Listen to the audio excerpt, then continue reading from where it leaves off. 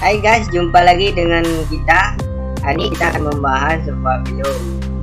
Di dalam film ini menceritakan ada seorang polisi yang bernama Petugas Go. Dia sedang menuju ke tempat acara selamatan atas meninggalnya ibu dia. Tetapi di sisi lain dia juga dihubungi oleh rekannya polisi lain yang sedang bertugas. Dia pun dihubungi oleh istrinya untuk segera datang di pemakaman ibunya. Dan di dalam perjalanan dia mendapat kecelakaan, yaitu menabrak seseorang. Dia seorang polisi dan dia pun merasa ketakutan karena sudah menabrak orang dan orang itu pun akhirnya mati.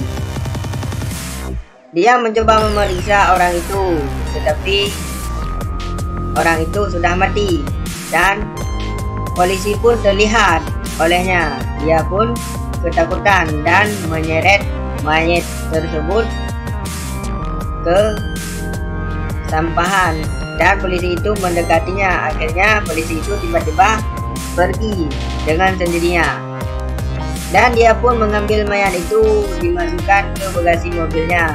Di sisi lain, polisi terus menyelidiki kasus pembunuhan, kasus kejahatan yang dilakukan oleh orang-orang yang tidak dikenalinya. Pada hari itu polisi pun mendatangi kantornya. Dia pergi perjalanan untuk menghadiri pemakaman ibu yang sudah meninggal, tetapi dia dicegat oleh polisi-polisi yang sedang shopping. Dia pun ditanyai, tetapi dia memberi tahu bahwa ibunya sedang meninggal.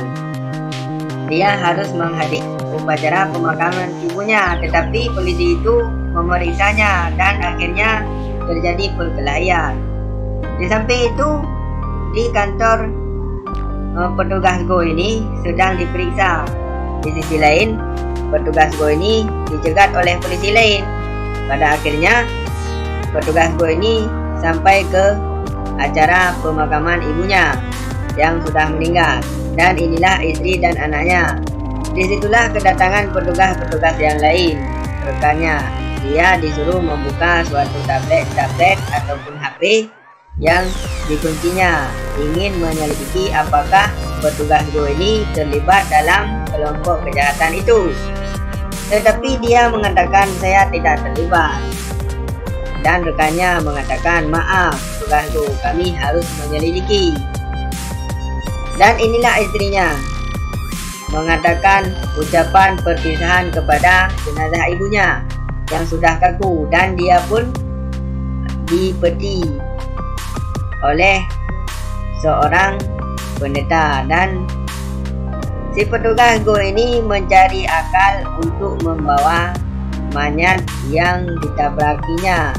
Dia pun berusaha untuk menghilangkan jejak atas terjadi kecelakaan tabrakan di jalan itu. Dia pun mengambil mayat itu untuk dimasukkan ke dalam peti ibunya. Dia berusaha terus-menerus agar dia bisa memasukkan mayat tersebut ke dalam peti ibunya supaya menghilangkan jejak. Dan pada akhirnya terdengar suara gemuruh dan penjaga polisi ini ingin memeriksa ada suara apakah di dalam, sehingga mereka curiga. Tetapi rekannya, ayo malam ini malam Jumat, katanya. Petugas Go ini hasil memasukkan mayat tersebut ke dalam peti ibunya, dan petugas penjaga kamar mayat itu memeriksa ada apakah, tetapi dia ketakutan. Tapi akhirnya dia buka juga pintunya dan dia masuk dan melihat petugas Go masih ada di dalam. Dia ketiduran di dalam dan petugas mengatakan kamu harus segera pergi dari sini dan membawa balon itu. Dia pun pergi dan membawa balon itu. Inilah kegiatan pemakaman ibunya. Di siang hari peti matinya diturunkan ke dalam lihat, dan si petugas itu berpura-pura menangis, dan akhirnya dia merasa lega karena mayat tersebut sudah dikubur dengan ibunya di dalam peti mati.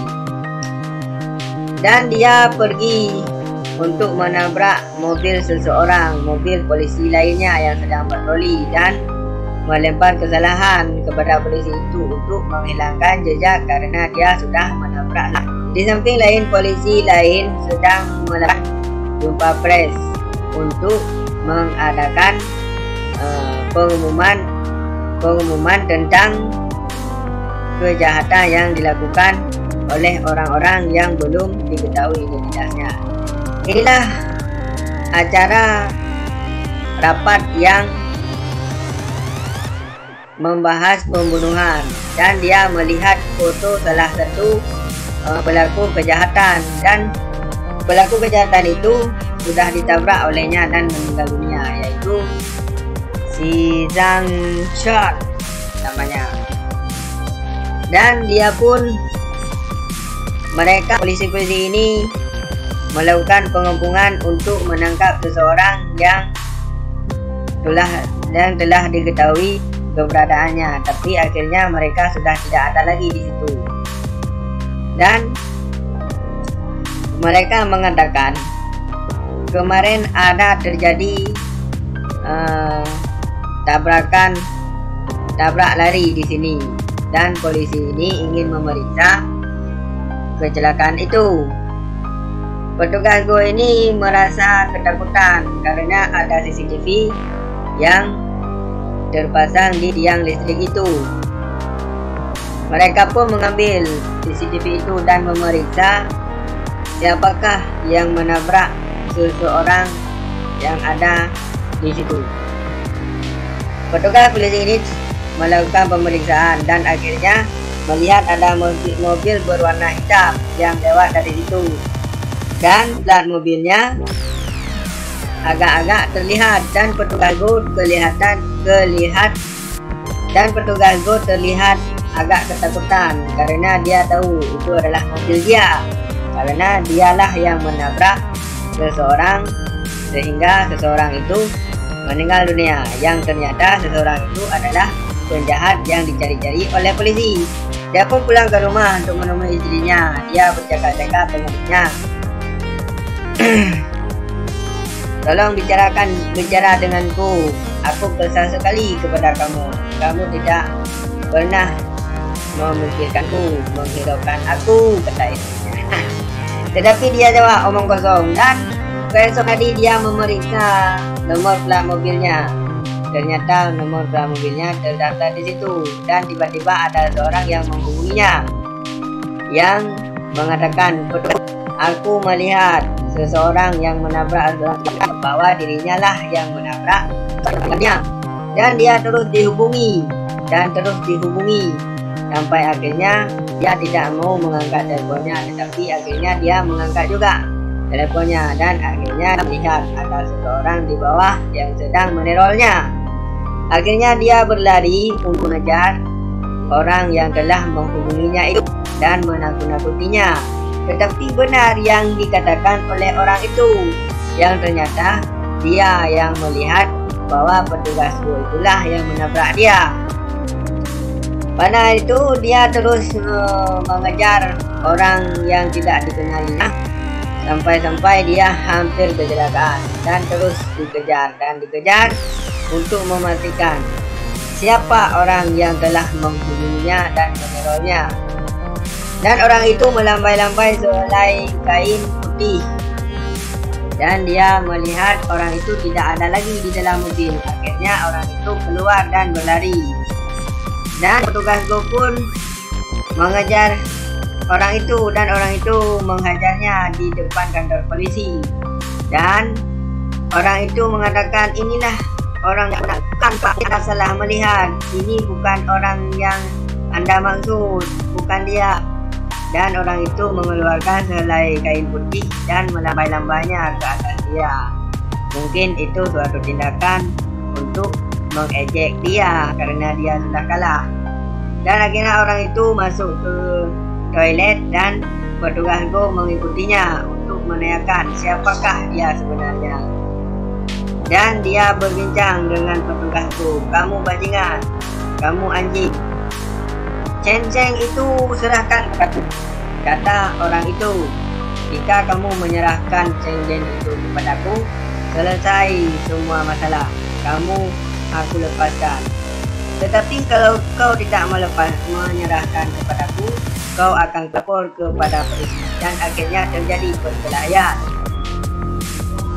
Dan orang itu melawan, terus melawan. Petugas Go terus menghajar orang itu, tetapi pada akhirnya petugas Go itu terjatuh. Dan akhirnya dia pun kalah dengan orang itu yang tidak tahu namanya siapa.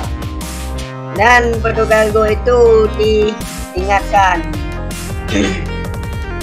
oleh orang itu, segera serahkan Zheng Chun kepadaku.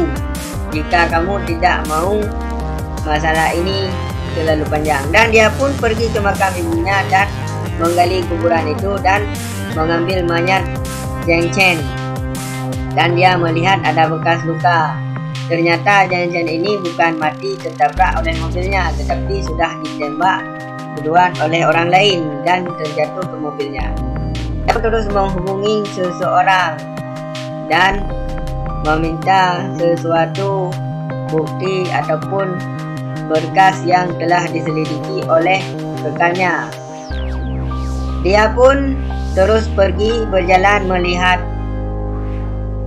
seseorang dan ternyata seorang itu dapat dan dia dikejar dan orang itu pun ditodong pistol dan dibawa ke gedung dan dia ditanyai kenapa Zheng Chun ini diminta oleh si orang itu. Dan dia bilang Zheng Chun itu telah mengambil kuncinya karena pemilik kunci itu memiliki narkoba dan uang-uang yang sangat banyak. Dan dia pun pergi menyelidiki, melihat mobil-mobil yang ada di situ, bangkai mobil, dan dia menemukan yang sudah bolong. Ternyata sudah diambil kuncinya. Tetapi dia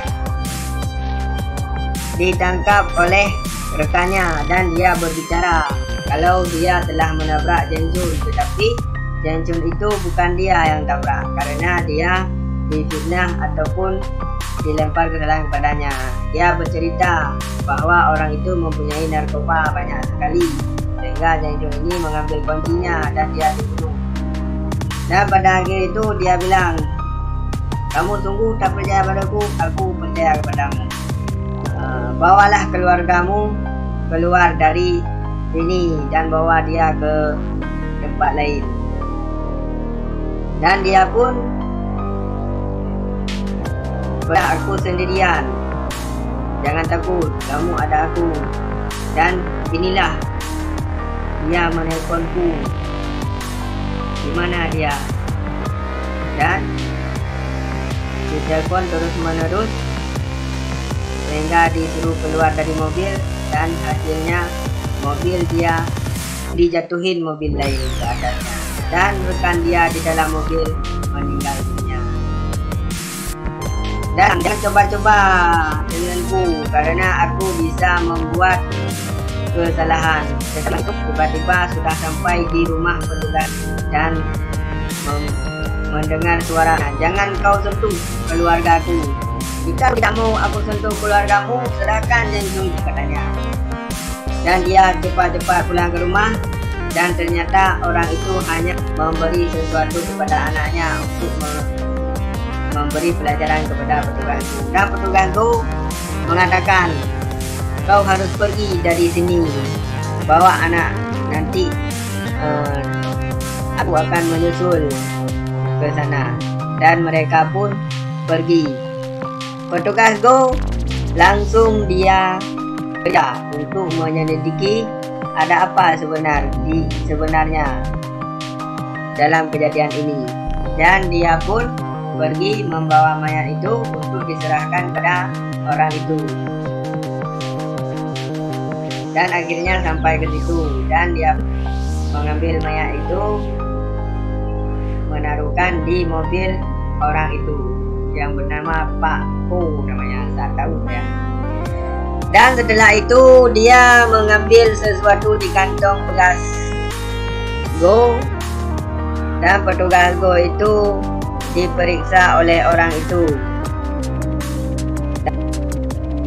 Orang itu menemukan pistol di petugas Go, dan di petugas Go ini berbicara dengan dia, "Kamu jangan takut, kamu sudah." Dan dia ditembaki oleh orang itu. Ternyata pistolnya cuman peluru kosong. Tetapi petugas Go itu tidak jatuh semangat. Dia terus mengetes orang itu untuk menembaknya. Tetapi dia lolos dari pelajaran itu. Ternyata di dalam mayat si Zeng Sun ini sudah ditaruh bom oleh dia, dan dia ketakutan karena orang itu mundur lagi dan mengucap terima kasih kepada petugas Go karena dia sudah menepatkan janjinya. "Aku takdir kamu." Dan tiba-tiba mobil itu meledak dan petugas Go berhasil, dan dia mengeluarkan pistol ingin menembak orang itu kalau dia keluar dari air. Ternyata orang itu keluar dari air dan petugas Go pikir dia sudah mati. Dan petugas Go pun pergi dari situ dan pulang ke rumah. Dia mandi, bermaksud ingin pergi dari rumah untuk menemui istrinya. Dia pun menghubungi istrinya. Dia bilang, "Tunggu aku di sana, nanti aku akan pergi ke situ, kita bisa," katanya. Dan petugas Go menghubunginya. Setelah itu dia pergi mematikan komputernya, dan tiba-tiba dia pergi buka pintu. Ternyata orang itu belum mati, dia masih hidup dengan luka di telinganya, dan baju-bajunya sudah seperti terbakar. Dia setengah mati. Tetapi petugas ini melihat orang itu masih hidup, dan mereka berbicara di situ, dan orang itu menghajar petugas Go karena dia telah mencoba untuk membunuhnya, tetapi dia belum mati. Hampir mati dia dihajar oleh orang itu.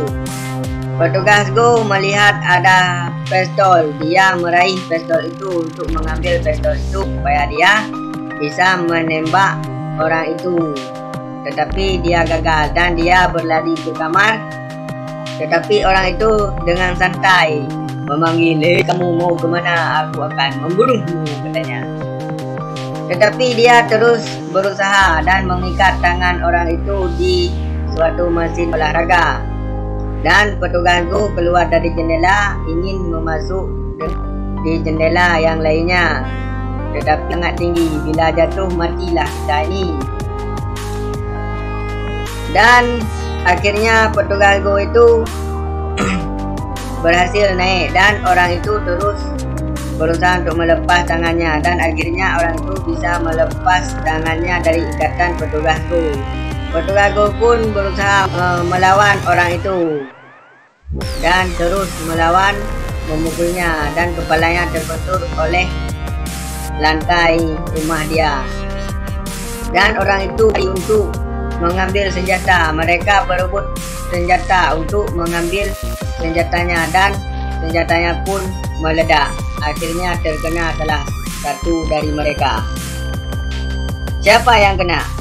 Dan ternyata yang kena adalah orang itu. Ini mobil bangkai orang itu, dan petugas Go diinterogasi, dan dia mengatakan bahwa yang dibunuh oleh dirinya itu adalah seorang bandar narkoba. Tetapi rekan polisinya tidak mempercayai petugas Go. Tetapi petugas Go terus memberi penjelasan, dan akhirnya petugas